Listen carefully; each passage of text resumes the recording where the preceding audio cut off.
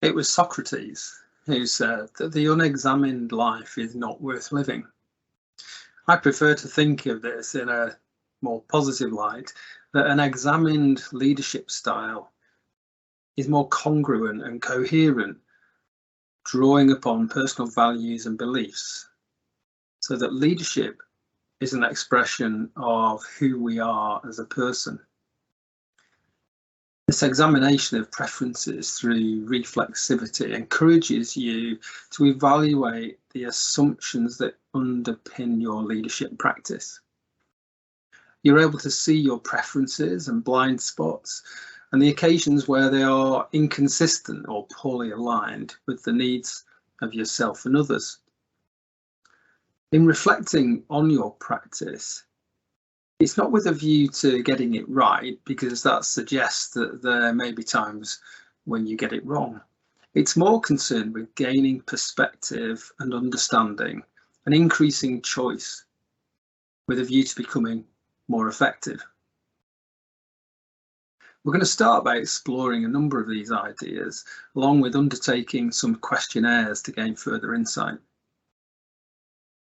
To start with, you're going to reflect upon your philosophy and purpose of leadership, so that you may better understand why you choose to do leadership in the way that you do. This activity encourages you to examine why you lead the way that you do, and to evaluate what you do and why you do it in the context of your personal values and beliefs.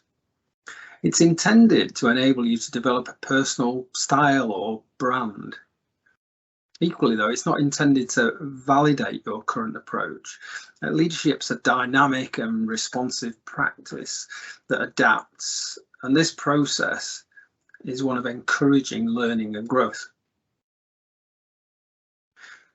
So what do I mean by your philosophy? Well, your philosophy is the way that you see the world, the lens through which you look. If you think about a lens or a pair of glasses, they influence the direction in which you look and the clarity with which you see.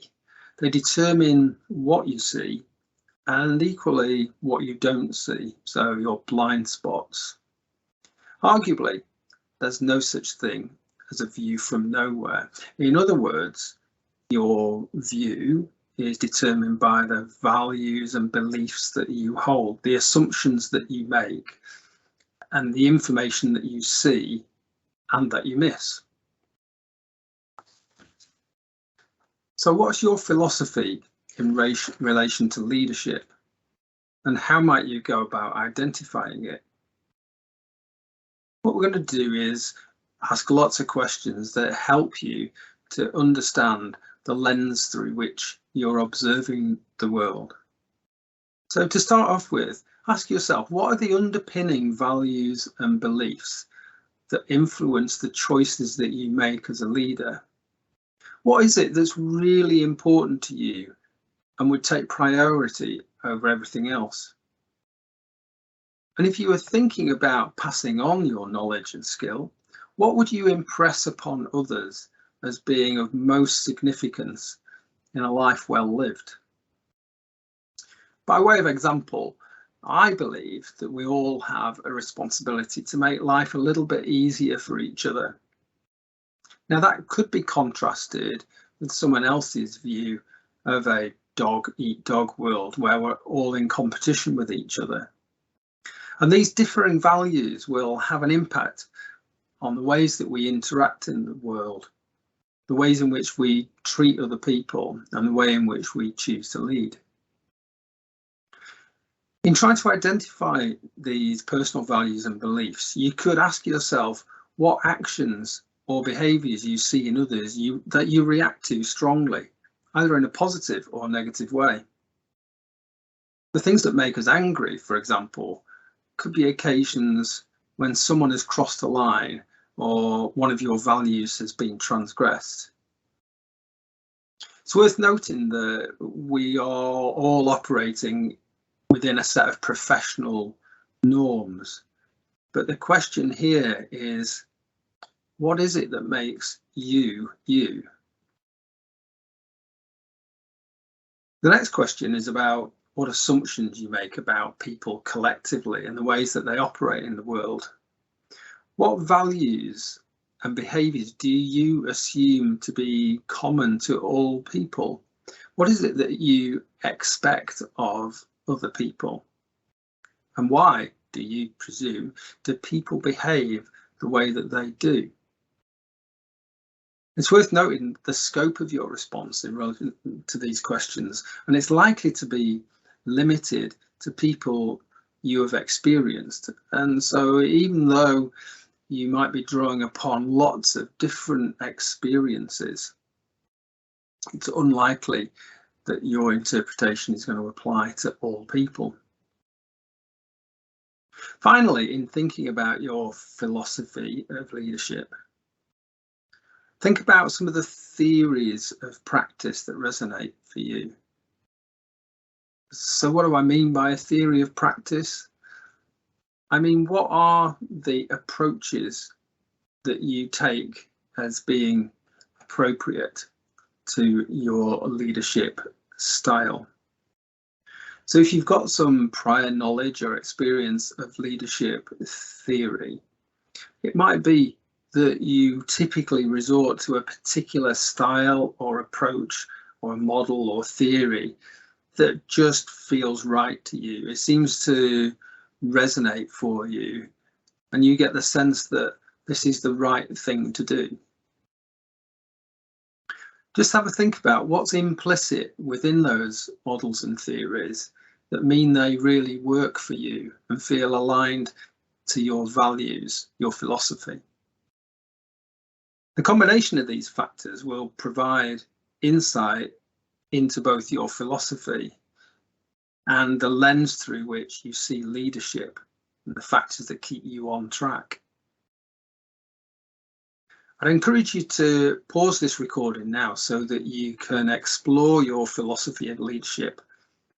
You can take a look at the transcript if that'll help you to answer some of the questions, but then rejoin us in a little while when you've clarified elements of your philosophy so that we can start to think about leadership purpose.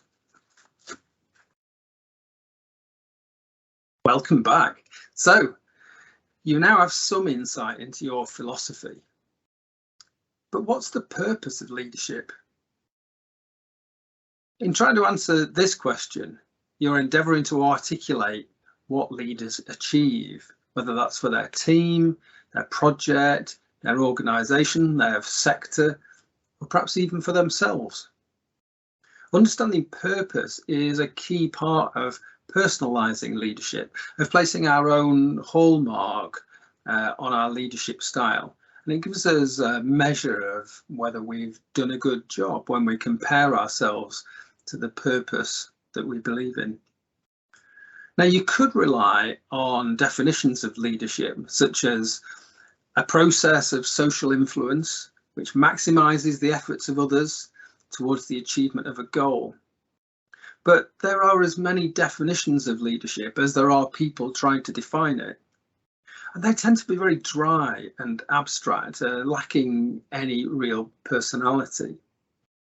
What they do for us, however, is they encourage us to consider that leadership has different components to it.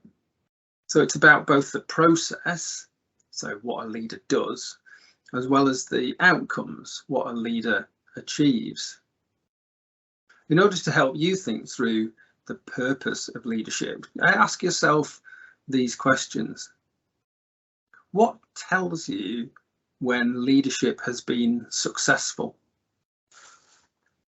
What tells you that your long-term actions add value? What might not be achieved without a leader? And when is leadership essential? Finally, you might think about what should be the primary focus of a leader. There's an opportunity here to connect your philosophy and purpose together to ensure they're congruent, that they mesh together well. How do your values, beliefs and assumptions shape your purpose as a leader? There's a lot for you to think about there. But what I'd ask you to do is to bring your reflections with you to the workshop, when you will be invited to share your philosophy and purpose as part of a group activity.